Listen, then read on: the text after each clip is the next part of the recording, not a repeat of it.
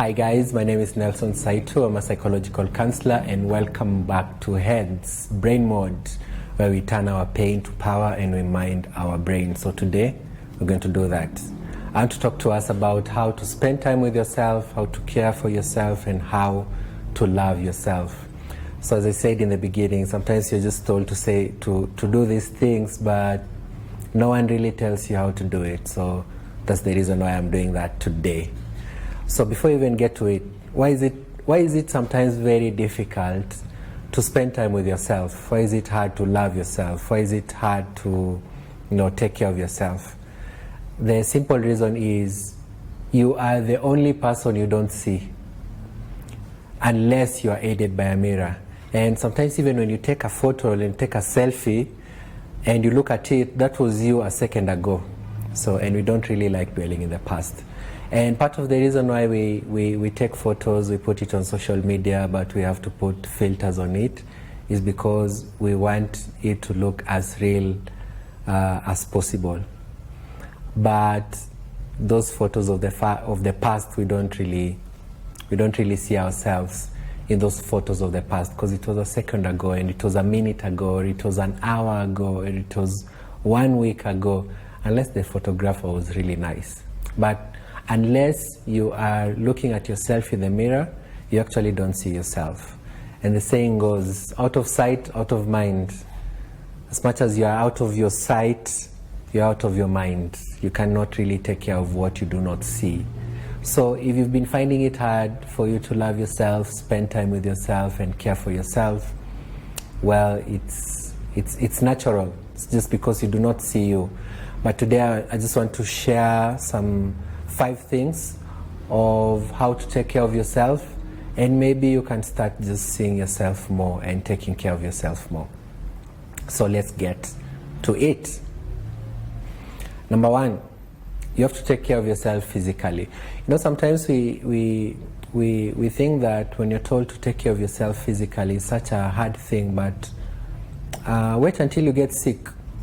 Wait until you get underweight. Wait until you get overweight. Wait until you get admitted in the hospital. Then you realize you really need your body. So our flesh, our bones, and our blood depends on a few things. Number 1, your nutrition. So you need to take care of your nutrition. And that's the reason why cooking and cleaning is not a gender role. It's a life skill that all of us should have.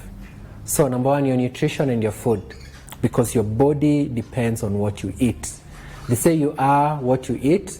That is actually true, because it builds up your body. And guess what else depends on your nutrition? Your brain.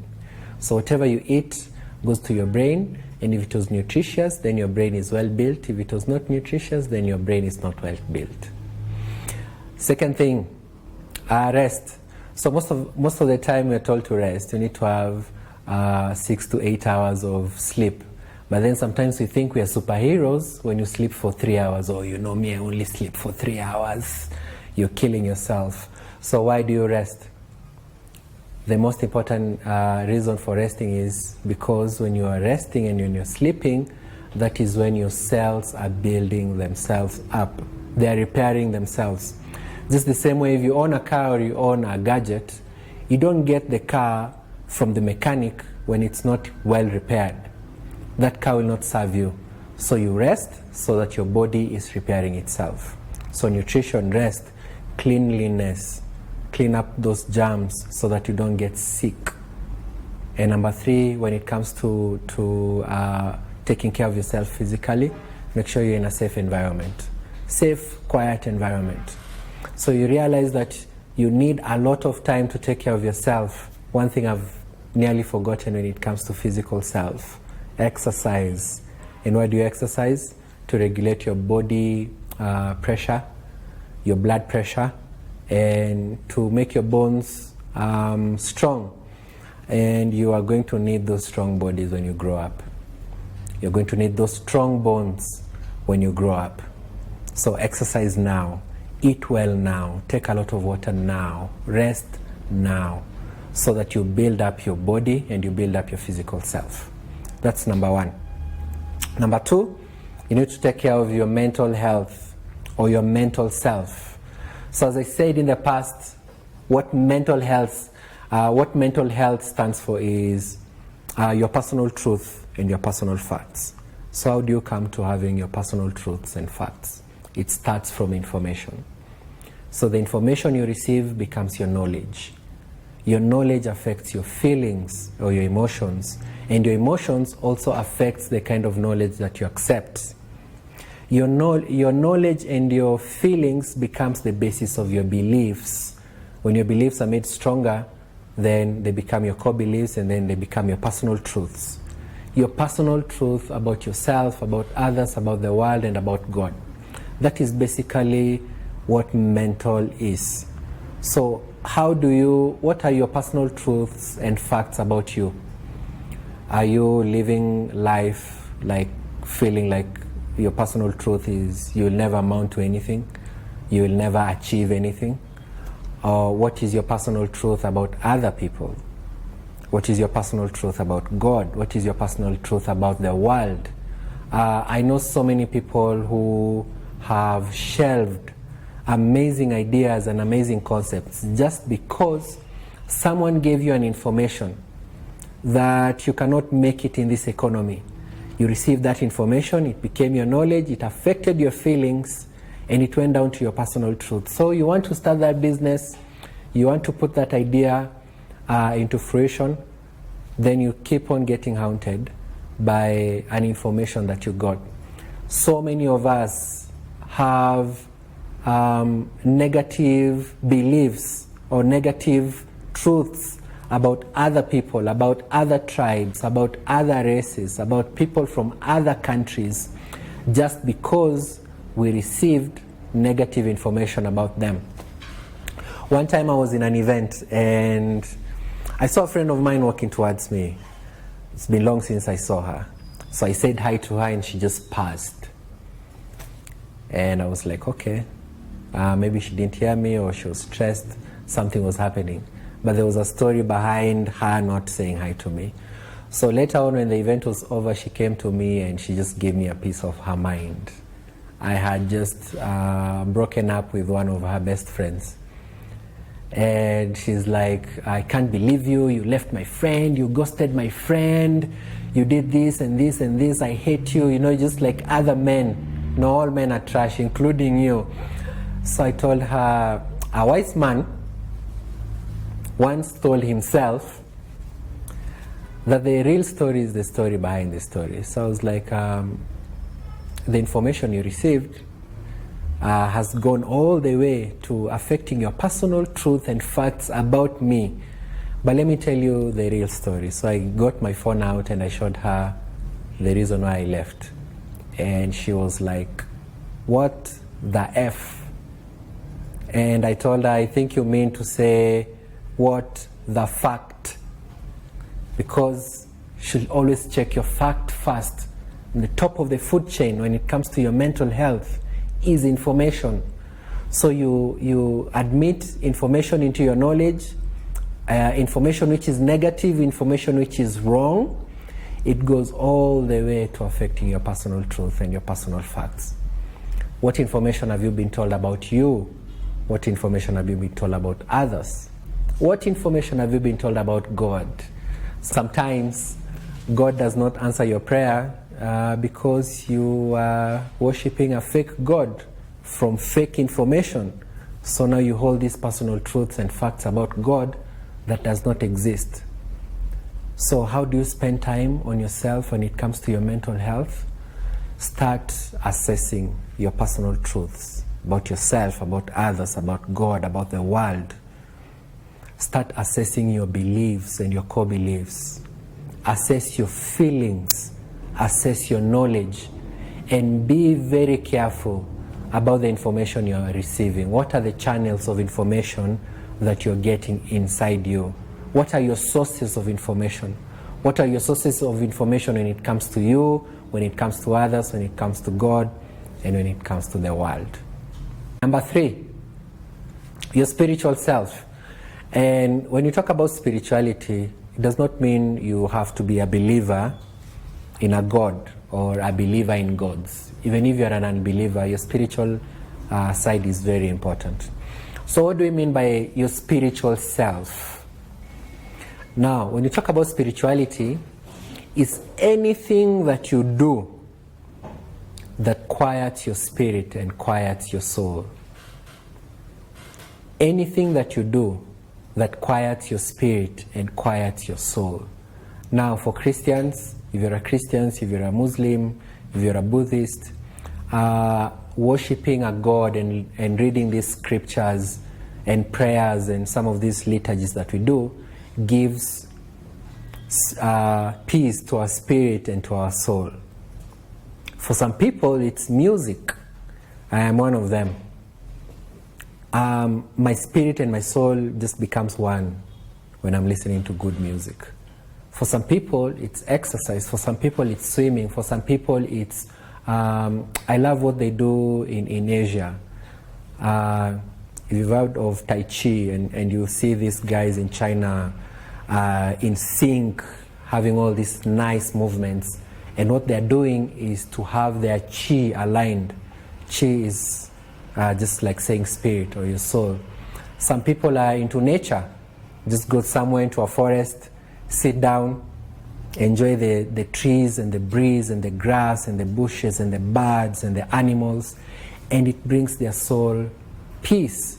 So why is it important for you to chase the peace of your soul and your spirit? It's because the moment your soul and your spirit is at peace, then it's like you get answers to everything. They always say that we are spiritual beings in human bodies. And some of the insights and genius moments or light bulb moments that we actually get it in our spirit and in our soul. But sometimes our body is so busy and our body is so noisy that we don't even listen to our spirit and we don't listen to our soul. So what is that thing that you do to calm your body down and to make you listen to your spirit and to your soul? Is it a prayer? Is it reading a religious book? Is it exercise? Is it music? Is it dancing? Is it nature? Is it believing in the universe? Let me just tell you how simple it is sometimes to believe in the universe. Just outside, get out outside and look up to the sky. Just look at how magnificent the sky is, and the stars and the moon.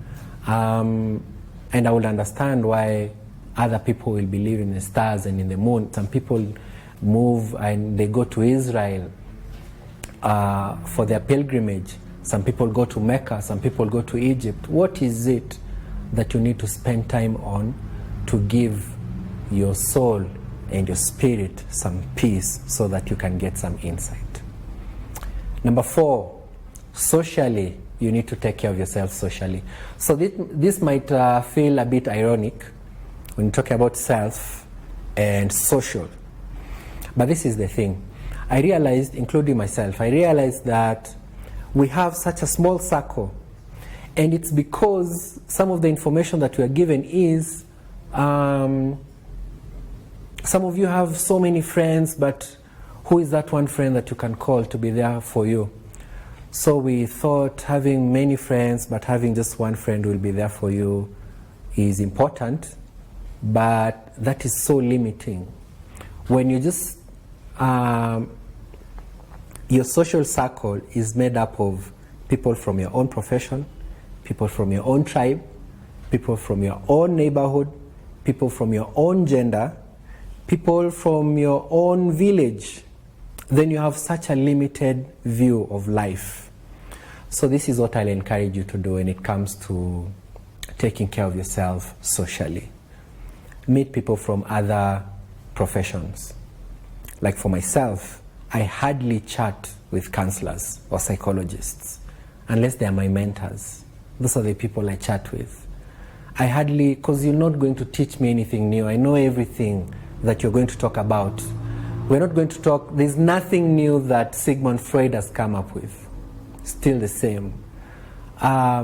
stop having just friends from your own religion. All your friends are Christians. Mix it up. Have a Buddhist friend. Have a Muslim friend. Have someone you know from another country. Have a friend from Ethiopia. Have a friend from Sudan, from Uganda, from Tanzania, from West Africa, from North Africa. Have a friend from Europe. Have a friend from America. Have a friend from Australia. So this is the beauty of having those friends. This is what happens. There's a new field in brain science called brain plasticity. We used to think that there's a place in our brain that stores information, sort of like a flash disk of our brain. But what happens is now we are realizing that our brain stores information through neural pathways. Now think about neural pathways as road networks. Okay? So we're now in Nairobi City and there are different roads. You can go to a place like, you can leave a place like Mombasa Road and you're going to the CBD. There's so many ways of reaching to the CBD through, not just using Mombasa Road. Okay? Now, brain plasticity means that the moment you're experiencing something new, your brain forms new connections about that particular thing. So imagine a new road. Right now we're seeing a lot of roads coming up in the city. Now, that new road, that new highway that we are seeing is like a new brain connection that we see the moment you learn something new from someone else or from somewhere else. So when you mix up your friends, you go to a different part of the country for a wedding or a burial, or you meet someone from western part of Kenya and you come from the north. I come from the north. When I meet someone from the western part of Kenya, I'm learning new ways of life, new ways of looking at life, new attitudes, new cultural practices, new foods, new emotions, new information. Now this is what happens. When you mix up information from Europe, from America, from different parts of Africa, from different counties, even in our country, what happens is we're forming very new brain networks. And the most important part about that is the moment you're faced with a situation, your brain goes back to itself and your brain asks itself, now we have this problem or we have this situation. According to everything that we know, how are we going to solve this problem? Now when your circle is so limited, you're going to face that problem based on your tribe, based on your profession, based on your faith, based on your friends. And if they are so limited, that problem will outweigh you. But when you're so diverse, you're facing a situation and you're facing a problem, your brain goes to all the networks. What did my friend from the US tell me about this? What did my friend from western part of Kenya tell me about this? What did my Turkana friend tell me about this? So get out from your tribal friends, from your religious friends, from your career friends, and make friends with lawyers, make friends with doctors, make friends with journalists, make friends with people in the media, make friends with touts, makangas, make friends with everyone, because it helps your brain get connected so well. Number 5, and this is the last one, and this is the system of the world and we cannot do without them, and that is your financial self. You need to spend time on your financial self. Now, I'm not a financial expert, but more economists are coming to the psychological sphere to learn more about money. So when I was reflecting about our economic and our financial self, one thing I realized is 2 things have become a business model for all business people or entrepreneurs. Number 1, our human body is such a business model that people make a lot of money by just concentrating on small parts of our bodies. Now, people make millions just from the hair. Their entire business is just about the hair. People like myself make money just because of the brain. There are people who make money just because of the eyes. And then now they divide the eyes. There are people who just make money just from the eyelashes. Other people just make money from the eyebrows. Other people make money just from our skin. People just make money from the beards. The neck, I think the neck is the most expensive part of our body. The most expensive part of our body is our neck. And just our earlobe. I was just thinking about the ears. The earlobe, the neck, and the fingers have caused over 7 million Africans to die just because of diamonds and gold, as people were targeting the neck and the earlobe and the fingers. Okay, our waist is a big business for belts. Our genitals is a big business. I think it's the oldest business in the world. And even when people were going through recession, the business of our genitals never ended. And we cannot even now begin to enter into our body. So what is it, what idea do you have as an entrepreneur, or you want to start a business? What part of our body are you targeting? Is it the feet? Is it the hands? Is it the fingers? What is it? Because our human body is such a huge business model. The second bit of how people make money from people, actually we just make money from people, is anything that you're going to do that is going to bring human beings together, or it's going to bring human beings closer, or it's going to make another human being more accessible to me or to you, is a huge business. Everything else apart from our body has been created to bring people together. Think about everything and anything.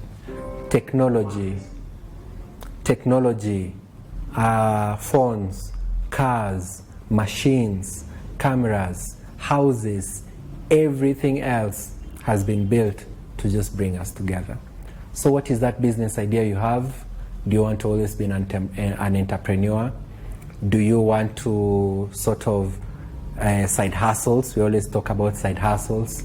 What are you doing to complement your current income? Just target on the body and target on human beings and their relationships. So those are the 5 things that you can do, or those are the 5 aspects that you can concentrate on when you talk about loving yourself and spending time with yourself and taking care of yourself. And you realize that even 24 hours is not important.